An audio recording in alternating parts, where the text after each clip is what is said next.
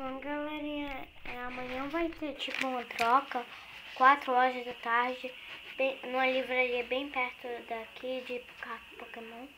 Aí eu decidi botar as minhas cartas e escrever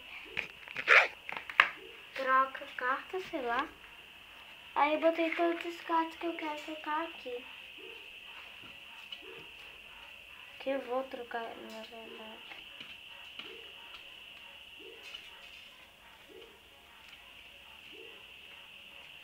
E vou mostrar todas pra vocês.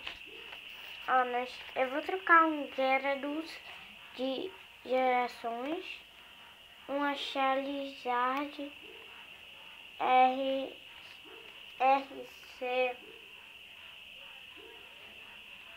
RC5 de gerações, uma Tracina. Essas são minhas cartas, eu vou trocar amanhã, né? Tracina, sei lá, que é holográfica. Pra ver assim, ó.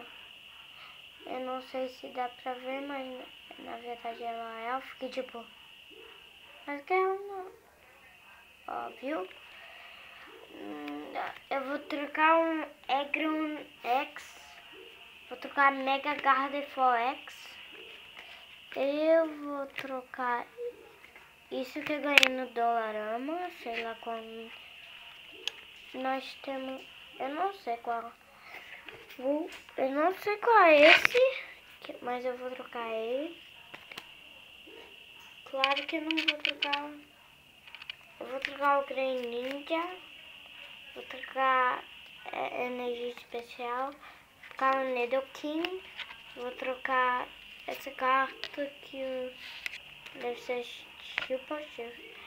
Uma energia especial. Tudo isso eu vou trocar. Aí eu vou aproveitar, já que eu tô lá, eu tenho R$5 aqui, ó.